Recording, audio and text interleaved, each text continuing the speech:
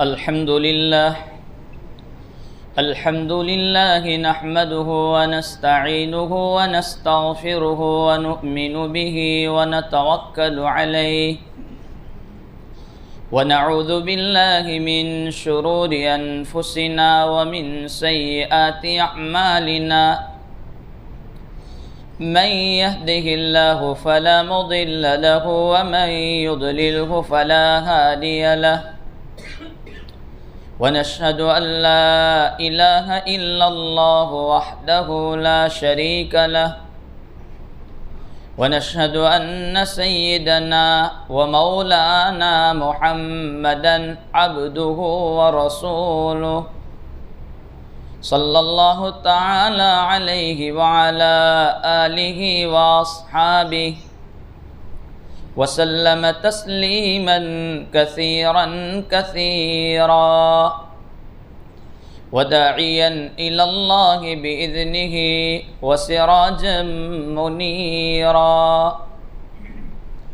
أما بعد فأعوذ بالله من الشيطان الرجيم بسم الله الرحمن الرحيم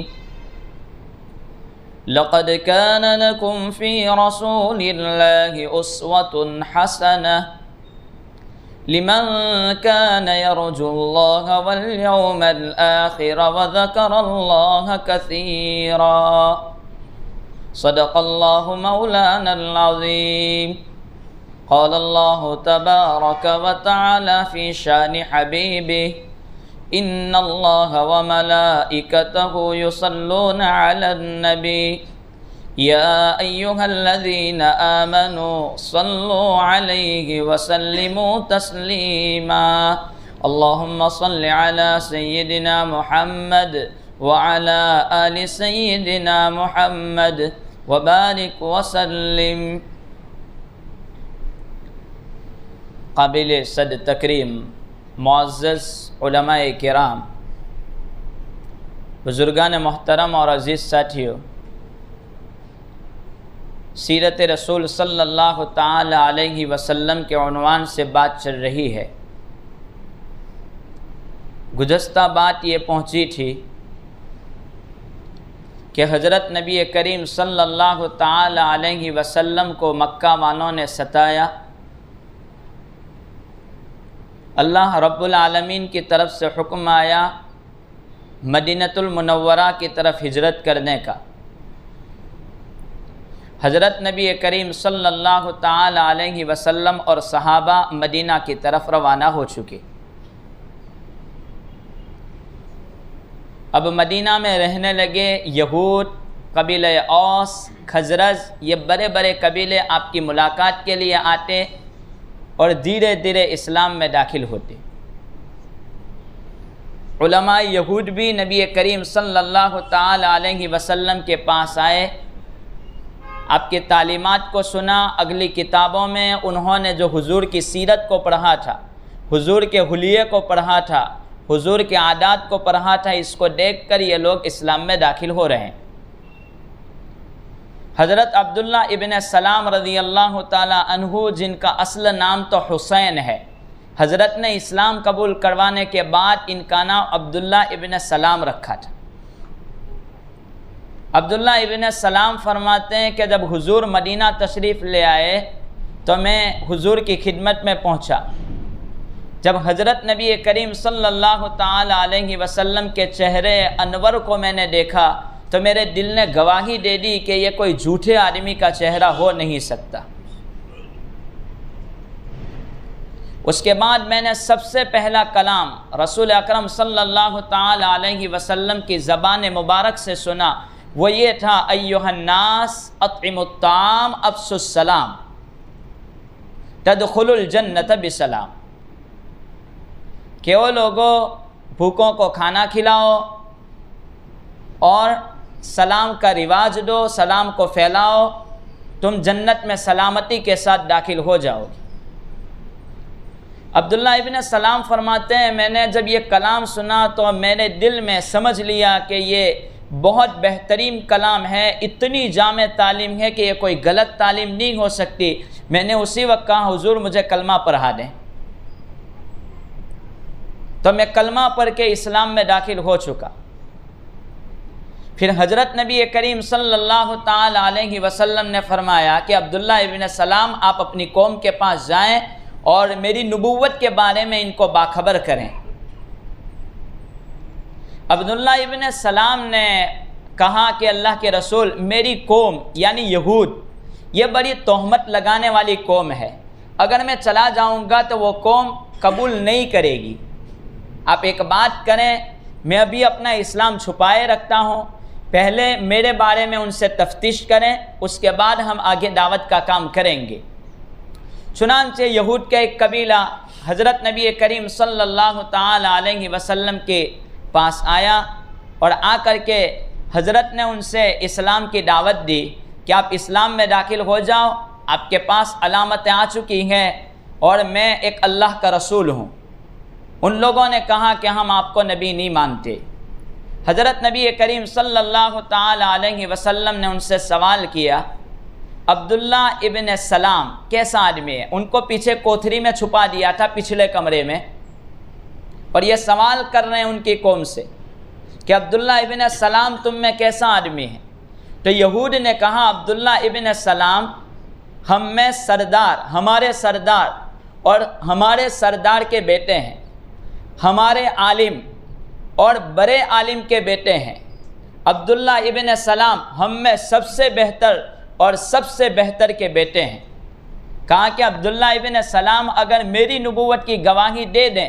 تو آپ کیا کریں گے؟ کہا کہ عبداللہ ابن سلام یہ کام کر ہی نہیں سکتے، وہ اسلام قبول نہیں کریں گے، وہ آپ کی حقانیت کی گواہی نہیں دے سکتے۔ حضرت نبی کریم صلی اللہ تعالی علیہ وسلم نے فرمایا اگر دے دیں تو، بار بار سوال کرتے ہیں، وہ قسم کھا کر کے کہتے ہیں عبداللہ ابن سلام یہ کام نہیں کر سکتا۔ چنانچہ عبداللہ ابن سلام کو حضور نے آواز دی کہ آپ باہر آئیں۔ عبداللہ ابن سلام آئے اور عبداللہ ابن سلام نے گواہی دی، اشہد ان لا الہ الا اللہ و اشہد ان محمد رسول اللہ۔ جب یہ گواہی دی تو ان لوگوں نے قسمیں کھائی اور کہنے لگے کہ عبداللہ ابن سلام ہم میں سب سے بڑا اور سب سے برے کا بیٹا اور ہم میں سب سے بدتر اور سب سے بدتر کا بیٹا ہے، لہٰذا یہ غلط آدمی ہے، اور یہ کہہ کر کے وہ لوگ چلے گئے۔ یہاں پہنچ کر میں تمام قوم و ملت سے ایک سوال کرتا ہوں کہ حضور صلی اللہ تعالی علیہ وسلم اور اسلام کا پھیلاؤ جو ہوا ہے، اشاعت جو ہوئی ہے، وہ تلوار کے زور پر نہیں ہوئے۔ عبداللہ ابن سلام نے بھی حضور کے کلام کو سن کر کے اسلام میں داخلہ لیا ہے، اور یہود نے انکار کیا تو ان پر کوئی زبردستی نہیں کی گئی۔ چنانچہ وہ لوگ تو چلے گئے۔ کہنے کا مطلب یہ کہ یہود کے علماء بھی اب دھیرے دھیرے اسلام میں داخل ہوئے، لیکن دوسری طرف مکہ میں حالات کچھ ایسے تھے کہ ان لوگوں نے دیکھا کہ یہاں کے مسلمان ہجرت کر کے چلے گئے ہیں اور وہ مدینہ پہنچ گئے ہیں، تو وہ لوگ کیا کرتے، بار بار مدینہ کا رخ کرتے اور مدینہ میں آ کر کے مسلمانوں کو ستایا کرتے تھے۔ ابھی تک ان کا جھگڑا بند نہیں ہوا تھا، حالانکہ مسلمان تو ہجرت کر کے مدینہ پہنچ چکے تھے، لیکن وہ لوگ آتے جاتے مسلمانوں کو چھیڑا کرتے تھے، تکلیفیں اور اذیتیں پہنچایا کرتے تھے۔ چنانچہ ایک مرتبہ تو ایک آدمی قرز بن فہر وہ آیا اور مسلمانوں کی جانور جس چراگاہ میں چرتے تھے وہ تمام جانوروں کو لے کر کے وہ بھاگ گیا۔ صحابہ نے پیچھا بھی کیا لیکن اس کو پکڑ نہیں پائے، وہ چلا گیا۔ تو ان کی تکلیفیں ابھی بھی بہت تھی کہ یہ لوگ ترقی کیوں کر رہے ہیں۔ تو حضرت نبی کریم صلی اللہ تعالی علیہ وسلم کو ایک اطلاع ملی، ایک خبر ملی کہ ابو سفیان جو قریش کا لیڈر بن کر کے شام کی طرف تجارت کی غرض سے پہنچا ہوا ہے۔ ابو سفیان بعد میں مسلمان ہو چکے تھے، وہ لیڈر شام پہنچا ہے اور 50 یا 40 آدمیوں کا قافلہ قریش کا بغرض تجارت مدینہ کے راستے سے ہو کر کے شام پہنچا ہے، اور وہ بہت سارا مال لے کر کے شام سے اب مکہ کی طرف آ رہے ہیں۔ چنانچہ صحابہ کو حکم دیا کہ اب چونکہ ان لوگوں کی تکلیفیں زیادہ ہے تو اب ان پر دباؤ ڈالنے کے لیے یہ 40 آدمیوں کا جو قافلہ یہاں مدینہ سے گزرے گا تو ان کی جاسوسی کرو، ان کو دیکھو، اور دیکھنے کے بعد ان کو کچھ حرکت کرو، قید میں لاؤ، تاکہ مکہ کے جو کافر ہے، قریش ہے، وہ اب مسلمانوں پر دباؤ ڈالنا بند کر دیں، یہ کام کیا جائے۔ چنانچہ رسول اکرم صلی اللہ تعالی علیہ وسلم کے حکم کے مطابق چند صحابی بطور جاسوسی کے مدینہ سے باہر نکلے اور راستوں پر الگ الگ جگہوں پر جاسوسی کرنے لگے۔ اب شام سے نکلا تھا ابو سفیان اپنے لشکر کے ساتھ، اب ایک راستے میں وہ پہنچا، ایک کنویں کے پاس ابو سفیان پہنچے، کنویں کے پاس دیکھا کہ اونٹ نے مینگنیاں کی ہے، لیندیاں جو اونٹ نے مینگنیاں وہاں پر گرائی ہے، وہ مینگنیاں توڑ کر کے ابو سفیان نے دیکھی، تو ابو سفیان نے ان مینگنیوں کو توڑنے کے بعد کہا کہ یہ اونٹوں نے مدینہ کی آب و ہوا کو چکھا ہے اور مدینہ کی کھجوروں کی بو آ رہی ہے، لگتا یہ ہے کہ مسلمانوں کا قافلہ ہمارے پیچھے آ رہا ہے اور وہ ہماری پکڑ میں ہے۔ اتنا ذہین آدمی تھا ابو سفیان کہ وہ اونٹوں کی مینگنیوں کو توڑ کر بتلا دیا کرتا تھا کہ یہ کہاں کے اونٹ نے کہاں کی کھجوریں کھائی ہیں۔ تو ایک کنویں کے پاس جب ابو سفیان اپنے لشکر کے ساتھ پانی پینے کے لیے پہنچا ہے تو اس وقت اس نے کہا کہ یہاں پر مدینہ کے اونٹ آئے ہیں، چنانچہ راستہ بدل دیا جائے ورنہ مسلمان ہم پر قبضہ کرنے کے لیے نکل چکے ہیں۔ چنانچہ ایک کام تو اس نے، وہ بڑا ماہر تھا ابو سفیان کہ راستہ کون کون سا مکہ کی طرف جاتا ہے، تو اس نے اصل راستہ چھوڑ دیا، دوسرے راستے کا رخ کر لیا، لیکن ایک آدمی کو کرایہ دے کر تیار کیا کہ تو جا مکہ میں جا کر کے ہمارے سرداروں کو خبر دے دے کہ محمد صلی اللہ علیہ وسلم ہم پر قتال کرنے کے لیے تیار ہے، ہمارا مال لوٹنے کے لیے تیار ہے، جلدی تو مکہ پہنچ جا۔ چنانچہ ایک آدمی اونٹنی لے کر کے یہاں سے روانہ ہوا اور وہاں خبر دے دی کہ وہاں پر مسلمانوں نے ڈاکہ ڈالنے کی پوری تیاری کر دی ہے۔ چنانچہ وہ آدمی جب مکہ پہنچا تو ابو جہل اپنے سارے لشکر کو، قریش کے لشکر 1000 کا لشکر جمع ہوا۔ یہ ہوا غزوہ بدر کا پس منظر، اس کا بیک گراؤنڈ، یہ بیک گراؤنڈ یہاں تیار ہوا کہ غزوہ بدر لڑائی کیسے ہوئی، یہ اس کا پورا تیار ہوا کوٹا بدر سے پہلے کا۔ تو یہ حکم دیا تو ابو جہل 1000 کا لشکر،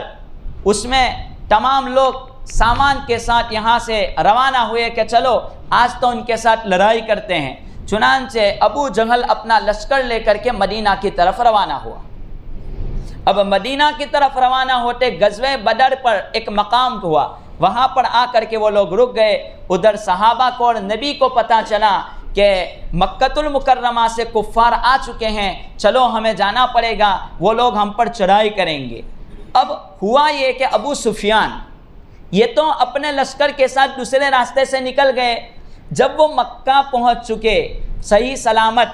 تو اس نے ابو جہل کو روکا، ابو سفیان نے، کہ ہم تو واپس آ گئے، ہم تو ان کے ہاتھ میں آئے نہیں، کسی طرح بچ کر نکل گئے، اب لڑائی کی کوئی ضرورت نہیں ہے۔ لیکن ابو جہل نے کہا کہ ایسا نہیں ہوگا، ہم آج ان سے لڑائی کر کے رہیں گے، یہ لڑائی مسلمانوں سے ہو کر رہے گی۔ چنانچہ اس نے تکبر کیا اور تکبر کرنے کے ساتھ اپنے 1000 کا لشکر لے کر کے وہ روانہ ہوا۔ غزوہ بدر کے مقام پر ابو جہل پہنچا اور رسول اکرم صلی اللہ علیہ وسلم اپنے صحابہ کو کہتے ہیں ہمارے پاس نہ سامان ہے نہ کوئی چیز ہے۔ 313، ایک روایت کے مطابق 314، ایک روایت کے مطابق 315 یہ صحابہ لے کر کے حضرت روانہ ہو رہے ہیں۔ اللہ وہاں میدان پر پہنچے، رات کا وقت ہے، 17ویں روزے کی رات ہے، رمضان المبارک کا مہینہ ہے۔ نبی کریم صلی اللہ تعالی علیہ وسلم رات کے وقت وہاں پہنچے۔ پہنچنے کے بعد حضرت علی فرماتے ہیں کہ تمام کے تمام صحابہ آرام سے سو رہے ہیں، حضور صلی اللہ تعالی علیہ وسلم نے اپنا سر خدا کے سامنے جھکا دیا، رات بھر رو رو کر کے میرا نبی دعا کرتا ہے، اے اللہ، ایک طرف ابو جہل بھی دعا کرتا ہے، دوسری طرف حضور دعا کرتے ہیں، ایک طرف ابو جہل، اللہ مولانا ادریس کانڈلوی نے اس روایت کو بھی نقل کیا ہے، ایک طرف ابو جہل اللہ سے دعا کرتا ہے، اے اللہ اگر ہم دونوں کی جماعت میں جو حق پر ہے اس کو تو جتا دے، نہ جو ناحق ہے اس کو تو ختم کر دے، یہ دعا ابو جہل کرتا ہے۔ اور یہ بھی کہتا ہے ابو جہل، یہ جو کام ہے یہ نبی نے، یہ مسلمانوں نے ہمارے تعلقات توڑنے کا کام کیا ہے تو ان کو ختم کر دے۔ یہ دعا ابو جہل ایک خیمے میں کر رہا ہے، دوسرے خیمے میں رسول اکرم صلی اللہ تعالی علیہ وسلم دعا فرماتے ہیں، اے اللہ یہ تیری مٹھی پر جماعت ہے، یہ 313 کا چھوٹا سا لشکر ہے، اے اللہ اگر یہ آج ہلاک ہو گئے تو اس کے بعد تیرا نام لینے والا اس روئے زمین پر کوئی باقی نہیں رہے گا، آج یہ جنگ ہے اسلام کی پہلی، اے اللہ تو ان کو فتح فرما دے۔ چنانچہ رسول اکرم صلی اللہ تعالی علیہ وسلم برابر رو رہے ہیں، رات بھر دعا کرتے رہے، اور فجر کا وقت ہوا، صحابہ کو بیدار کیا، اٹھ جاؤ الصلاۃ یا عباد، اٹھ جاؤ اللہ کے بندو، نماز پڑھنے کے لیے کھڑے ہو جاؤ۔ اس جگہ پر پہنچ کر، اس نہض پر پہنچ کر میں تمام مسلمانان قوم سے ایک پیغام دیتا ہوں کہ ایسی خطرناک جنگ، سامنے 1000 کا لشکر، ادھر 313 سو کر کے اٹھے، اس وقت حضور نے کہا نماز پڑھ لو، نماز معاف نہیں ہے۔ ہم تو ایک دن کا کام کر لیتے ہیں تو کہتے ہیں کہ میں نے تو فلاں کام کیا ہے، اب مجھے نماز کی کیا ضرورت ہے۔ یہ پہلی جماعت حضور نے بیدار کیا، نماز کے لیے کھڑے ہو جائیں۔ نماز ختم ہوئی، نماز ختم ہونے کے بعد پھر حضور نے صفوں کو تیار کیا جنگ کے لیے، دوسری طرف کفار کی جنگیں صفیں تیار ہو چکی، اور تیار ہونے کے بعد اب دونوں طرف سے مقابلہ کیا گیا۔ حضور صلی اللہ تعالی علیہ وسلم نے 3 انصار کو بھیجا، تو انہوں نے کہا انصار نہیں، ہم تو اپنوں سے لڑنا چاہتے ہیں۔ چنانچہ حضرت حمزہ، حضرت علی اور عبید یہ تینوں گئے، اور جانے کے بعد مقابلہ ہوا، اور مقابلے میں اب ان لوگوں کی شکست شروع ہوئی۔ چنانچہ ان لوگوں نے بھی حملے کیے، حملے کرنے کے بعد اب دوسری طرف شیطان کا لشکر اترا، شیطانوں کا لشکر اترا کفار کی حمایت کے لیے، مدد کے لیے۔ شیطان انسانوں کی شکل میں آئے، اور سراقہ کی شکل میں شیطان آیا، اور آ کر کے اب کافروں کی مدد کر رہا ہے کہ چلو ان کی مدد کریں اور مسلمانوں سے ان کے مقابلے میں ان کو جتا دیا جائے۔ چنانچہ جب یہ ہوا تو اللہ تبارک و تعالیٰ کی طرف، حضور تو ابھی بھی دعا میں لگے ہوئے ہیں، ایسا نہیں کہ اللہ تیرے دین کے لیے ہے تو ہمیں دعا کی کوئی ضرورت نہیں ہے، حضور لگاتار دعا میں ہے۔ دوسری طرف دیکھا کہ جبرائیل، میکائیل، اسرافیل جیسے فرشتے آسمان سے اترے، 1000 کا لشکر پہلی مرتبہ اترا، دوسری مرتبہ میں 3000 کا لشکر فرشتوں کا اترا، اور تیسری مرتبہ میں 5000 کا غزوہ بدر کے موقع پر علامہ ادریس کانڈلوی نے ان تمام روایتوں کو ایک جگہ پر جمع کیا ہے۔ وہ تمام صحابہ فرشتے آسمان سے اترے ہیں، اور اترنے کے بعد صحابہ اگر کسی کو قتل کرنے کا ارادہ بھی کرتے، وہاں پہنچتے تو اچانک وہ آدمی قتل ہو جاتا۔ ایک روایت میں ہے کہ فرشتے جو آئے تھے وہ فرشتوں نے اپنے سروں پر ہرے کلر کی پگڑیاں باندھی تھی، امامے باندھے تھے، ایک روایت ہے کہ کالے کلر کی پگڑیاں باندھی تھی، اور ایک روایت یہ ہے کہ وہ فرشتوں نے سفید کلر کی پگڑیاں باندھی تھی، اور مسلمانوں کے تعاون کے لیے گھوڑے لے کر کے اس میدان جنگ میں اترے تھے، اور اترنے کے بعد وہ 313 نے سامنے والے 1000 کو ختم کیا ہے۔ ابو جہل اس وقت بھی تھا، اور ابو جہل کو 2 بچوں نے جس وقت قتل کیا ہے، عبداللہ ابن مسعود، صحابہ نے، حضرت نبی کریم صلی اللہ تعالی علیہ وسلم نے صحابہ سے کہا کہ جاؤ ابو جہل کا پتہ لگاؤ وہ کس عالم میں ہے۔ جب گیا تو اس کی کچھ رمق اور کچھ جان باقی تھی، اس کے سینے پر عبداللہ ابن مسعود بیٹھے، اور بیٹھ کر کہنے لگے اب کیا کہنا چاہتا ہے، کون جیتا نے کون ہارا؟ ابو جہل کہتا ہے تو ذلیل ہو کر کے مجھ پر بیٹھتا ہے، میں سردار ہوں، کیا بات کرتا ہے؟ کہا کہ اب میں تجھے ختم کرنا چاہتا ہوں۔ کہا کہ ایک بات کر، یہ میری تلوار سے کاٹ تو، تیری تلوار سے نہیں، یہ میری تلوار تیز ہے، تو جلدی اپنے مقصد کو پورا کر پائے گا۔ ابو جہل نے عبداللہ ابن مسعود کو تلوار دی، اور کہا کہ گردن کو ذرا نیچے سے کاٹنا، شانے کے قریب اور کندھے کے قریب سے اس کو کاٹنا، تاکہ لوگوں کو پتا چلے ابو جہل سردار تھا، اور سردار بن کر کے دنیا سے رخصت ہوا ہے۔ چنانچہ اس کو قتل کیا۔ موڈی لے کر کے وہ حضرت نبی کریم صلی اللہ تعالی علیہ وسلم کے پاس پہنچے وہ صحابی، اور کہا کہ ابو جہل جاتے جاتے یہ بولتا چلا گیا۔ نبی کریم صلی اللہ تعالی علیہ وسلم فرماتے ہیں کہ ایک موسیٰ کا فرعون تھا کہ جو مرتے وقت کلمہ پڑھتا تھا، کہتا تھا کہ اب میں کلمہ پڑھنا چاہتا ہوں، لیکن ایک میرا فرعون ابو جہل کی شکل میں، وہ اس سے بھی زیادہ خطرناک ہے، وہ مرتے مرتے بھی تکبر کر کے گیا، اس کا فتنہ ابو فرعون کے فتنے سے زیادہ خطرناک تھا۔ یہ رخصت ہوا اور ختم کیا۔ اس کے بعد یہ جنگ کسی بھی طرح قیدی 70 آدمیوں کو قید کر دیا گیا، 70 آدمی کفار کے قتل ہوئے، اور قتل کرنے کے بعد قیدی لوگ جب مدینہ میں لائے گئے، حضرت نبی کریم صلی اللہ تعالی علیہ وسلم نے امت کو تعلیم دی کہ یہ قیدی ہیں آپ کے، ان کے ساتھ ظلم کا معاملہ نہ کرنا، ان کو کھانا کھلاتے رہنا، امت کو یہ تعلیم دی۔ صحابی فرماتے ہیں کہ اللہ کے رسول، جب تک ہم کھانا ان کو نہیں کھلاتے ہیں وہاں تک ہمارے پیٹوں میں کھانا نہیں جاتا ہے۔ یہ اسلام کی تعلیم ہے۔ جس نے اسلام کو بدنما کرنے کی کوشش کی، داغدار کرنے کی کوشش کی، وہ یہی تعلیم دیتے ہیں کہ اسلام نے جہاد کی تعلیم دی۔ اسلام نے جہاد کی تعلیم نہیں دی۔ یہ پہلی جنگ جو ہوئی، یہ میسج ہے کہ ہم تو ڈیفینس کے لیے، دفاع کے لیے پہنچے تھے، ان کو روکنے کے لیے پہنچے تھے، ہم ان کو مارنے کے لیے نہیں پہنچے تھے۔ جہاں قرآن کی 26 آیتوں پر اشکال کیا جاتا ہے کہ قرآن نے وقاتلو کا لفظ کہا ہے کہ مارو پکڑو ختم کرو، یہ اسی وقت ہے جب تک کہ مسلمانوں پر ظلم کی حد ہو چکی، تو اس وقت حکم دیا کہ آپ یہاں پر جا کر کے خالی ان کو روکیں، ڈیفینس کریں، یہ نہیں کہ آپ ان کو۔ حضور نے فرمایا اگر کوئی اپنے آپ کو جھکا دے کہ میں لڑنا نہیں چاہتا تو ان پر ظلم نہ کریں، اگر کوئی بچہ ہے تو ان پر ظلم نہ کریں، کوئی بڑا بوڑھا ہے تو ان پر ظلم نہ کریں، کوئی عورت ہے تو اس پر ظلم نہ کریں، اگر کوئی کمزور ہے منع کرتا ہے تو اس پر ظلم نہ کریں۔ یہ حضور نے تعلیم دی ہے، اور آج اسی اسلام کی تعلیم ہمارے پاس نہیں ہے۔ اس کی وجہ سے ہم اگر کوئی اشکال کرتا ہے اسلام پر تو اس کا جواب ڈیفینس کے لیے ہمارے پاس نہیں ہوتا ہے۔ یہ ہے اسلام کی تعلیم۔ یہ تو ڈیفینس کے لیے کوئی بھی جنگ آپ اٹھا کر کے دیکھ لیجئے، 23 جنگیں حضور کے موجودگی میں ہوئی ہیں، حضور جہاں پر موجود تھے تمام تر جنگوں کا نچوڑ یہی آتا ہے۔ ہمارے پاس تعلیم ہے تو غیروں کی تعلیم ہے کہ بھائی کون سے وقت میں کیا کرنا ہے۔ 25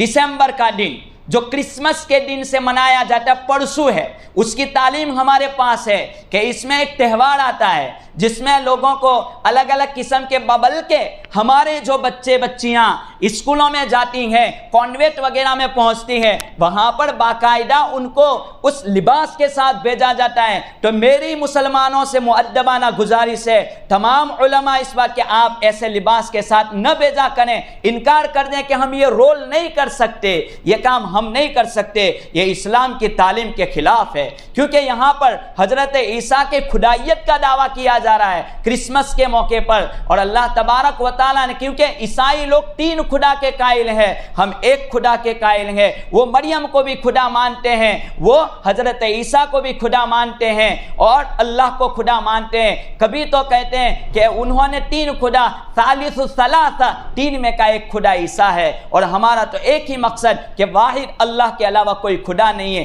گویا شرک میں شمول، ہماری شرک کی طرف اجازت ہے، ہم رضامندی سے اس کو قبول کرتے ہیں۔ آپ تعلیم چاہے حاصل کروا دیں، دنیاوی عصری تعلیم کی طرف لے جائیں، کوئی تعلیم غلط نہیں ہے، لیکن تعلیم میں جا کر کے اگر ہمارا ایمان خطرے میں آ جاتا ہے تو ایسے وقت میں رکنے کی کوشش کریں۔ صحابہ 313 تھے، امت کو یہ پیغام دے کر کے گئے، ہم نے وطن کو بھی چھوڑا، ہم نے مال کو بھی چھوڑا، ارے مسلمانوں آنے والی قیامت تک آنے والی جماعت کو ہم میسج اور پیغام چھوڑ کر کے جا رہے ہیں کہ مسلمانوں اپنے چند پیسوں کے واسطے، اپنی سکول کے واسطے، اپنے بھوشیہ کے واسطے اور اپنے کیریئر کے واسطے آپ اپنے اسلام کا سودا کبھی مت کر دینا۔ تم خدا کے سامنے جھک جانا اور گواہی دے دینا کہ میرے اللہ کے علاوہ کوئی معبود نہیں ہے۔ جان چلی جائے تو چلی جائے، وطن چلا جائے تو چلا جائے، آپ کے پیسے چلے جائے تو چلے جائے، لیکن خدا کا سودا کبھی مت کر دینا۔ یہ 313 صحابہ یہ پیغام دے کر کے امت کو گئے ہیں۔